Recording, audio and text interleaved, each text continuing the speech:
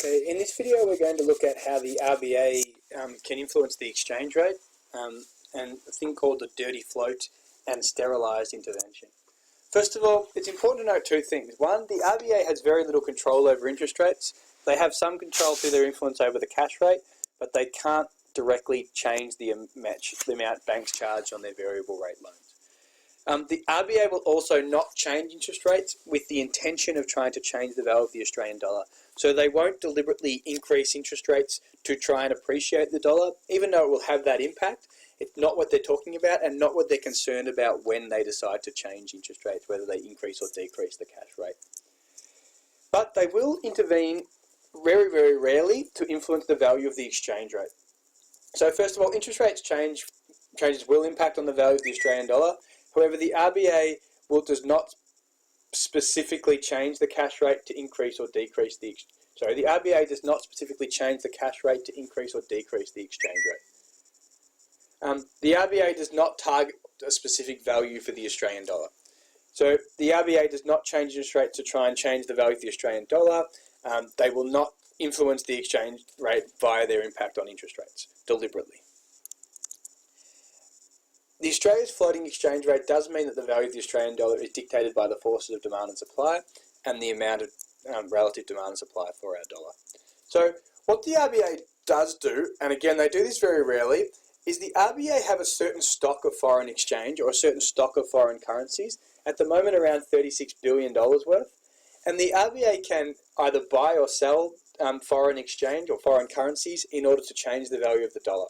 So while they won't change interest rates to impact the value of the dollar, they can change the value of dollar in other ways.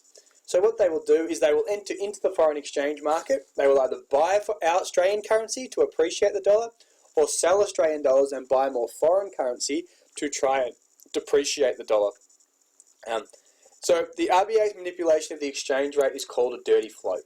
So what I mean by that is, let's say the dollar is depreciating heavily, and the dollar depreciating, while it has its benefits for our exports, will make imports more costly and can cause cost-push inflation, particularly for businesses that are importing immediate goods and capital equipment. And this can cause inflation to increase. So what the RBA will do is, if there's excessive depreciation of our dollar, they have this foreign currency. So they have this big collection of baht and US dollars and yuan and yen and all these different currencies. What they can do is they can essentially, with that foreign exchange money, they can buy Australian dollars to help to increase demand for the Australian dollar and essentially prevent the dollar from depreciating too much. So that will ease it should say here a surplus to the Australian dollar, by creating artificial demand and therefore prevent the dollar from depreciating. So basically, in other words, because people aren't buying our dollar, foreign nations aren't buying the Australian dollar, the RBA will instead purchase the Australian dollar with their stock of foreign currency. If there's an excessive appreciation, this can be bad because it reduces our international competitiveness and reduces demand for our exports and lead to a high current account deficit.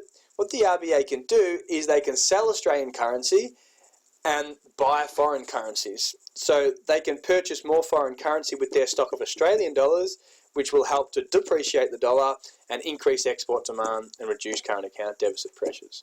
So if the dollar's too high, they think it's fundamentally too high, they can sell the Australian dollar and reduce its value. There's also a thing called sterilized intervention. So if the RBA wants to increase the value of the Australian dollar, it has to purchase Australian dollars from foreign banks. That will reduce the supply of cash in the market and reduce liquidity of these banks because they will be purchasing Australian dollars off the banks. And what can happen is the banks will then have higher interest rates and therefore, look, actually, I've got to go. I've been called. That's it.